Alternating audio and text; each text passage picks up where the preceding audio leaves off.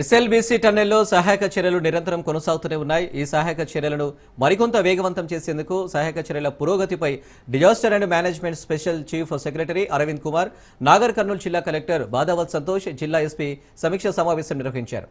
ఈ సందర్భంగా టన్నెల్ లోపల సహాయక చర్యలను వేగవంతం చేసేందుకు అటానమస్ హైడ్రాలిక్ పవర్డ్ రోబోకు అనుసంధానంగా ప్రత్యేకమైన యంత్రాలను ఉపయోగించినట్టు అధికారులు తెలిపారు. ఇందులో 30 HP సామర్థ్యం గల లిక్విడ్ రింగ్ వాక్యూమ్ పంపు, వాక్యూమ్ ట్యాంకుతో కూడిన మెషిన్ను సమర్థవంతమైన సహాయక చర్యల కోసం పంపినట్లు వెల్లడించారు.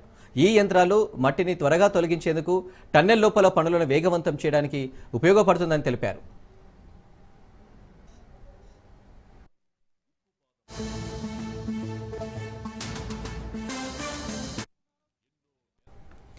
అయితే మాన్యువల్ డిగ్గింగ్ కు బదులుగా అటానమస్ హైడ్రాలిక్ పవర్డ్ రోబోను వినియోగిస్తున్నారన్నారు. ఇది అధునాతన సాంకేతికతతో టన్నెల్ లోపల డిగ్గింగ్ ప్రక్రియను నిర్వహిస్తుందని తెలిపారు.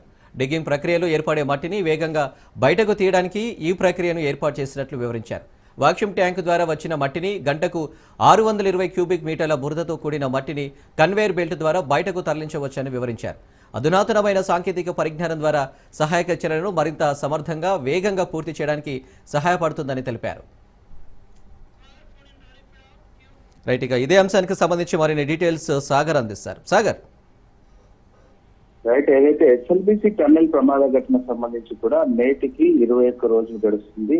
ఇంతవరకు టన్నెల్ లోపల వెళ్లిన 8 మందిలో ఒక మృతదేహం మాత్రమే గుర్తించారు. మిగతా 7 మృతదేహాల కోసం అయితే అధికారులు నిరంతరాయంగా శ్రమిస్తూనే ఉన్నారు.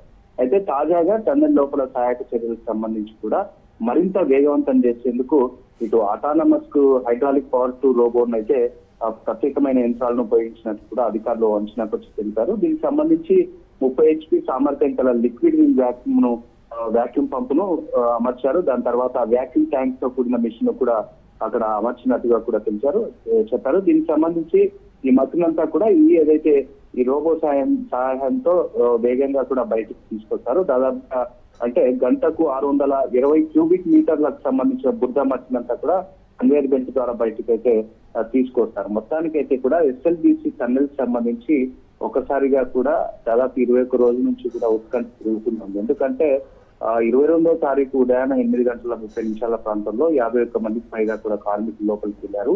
దీనికి సంబంధించి కూడా అందరూ స్వల్ప గాయాలతో బయటపడిన నేపథ్యంలో 8 మంది మాత్రం లోపలి చిక్కుతున్నారు. దీనికి సంబంధించి ఒక్కరి మృతదేహం గత 4 రోజుల క్రితం ఒకరి మృతదేహం గుర్తించారు. మృతదేహానికి సంబంధించి కూడా ఏదైతే టనల్ బోరింగ్ మిషన్ సంబంధించిన ఆపరేటర్ గుర్ప్రీత్ సింగ్ గా కూడా గుర్తించారు. ఇతనికి సంబంధించి కూడా ప్రభుత్వం బాడీని అంతా వాళ్ళ పంజాబ్ కు పంపించారు, సొంత ఊరికి పంపించారు. అక్కడ తెలంగాణ ప్రభుత్వం కూడా ఆయనకు ఎక్స్గ్రేషియా కింద 25 లక్షలను కూడా అందించినట్టుగా తెలిసింది. దీనికి సంబంధించి ఇప్పటికే ఈ 7 మందికి సంబంధించి సహాయక చర్యలను అయితే ముమ్మరంగా చేపడుతున్నారు. కానీ లోపల ఉన్న పరిస్థితి మాత్రం ఆందోళనకరంగా ఉన్నట్టు కూడా అధికారులు అంచనా చేస్తున్నారు. ఎందుకంటే ఎక్కడైతే ప్రమాదం జరిగిందో ఆ 0 పాయింట్ దగ్గర మొత్తం అంతా కూడా సెగ్మెంట్స్ అంతా కింద పడిపోవడం, దాని తర్వాత అక్కడ సెగ్మెంట్స్ కాంక్రీట్ మాదిరి ఫిక్స్ అయిపోవడం వల్ల అక్కడ తవ్వకాలు జరిపితే మాన్యువల్ గా తవ్వకాలు జరిపారు. ఎన్ని రోజులు కూడా మాన్యువల్ గా తవ్వకాలు జరిపితే అదంతా కూడా కూలిపోయే ప్రమాదం ఉన్న నేపథ్యంలో దీనికి సంబంధించి రోబో టెక్నాలజీని అంటే అన్వికి సంబంధించిన రోబో టెక్నాలజీని లోపలికి పంపించి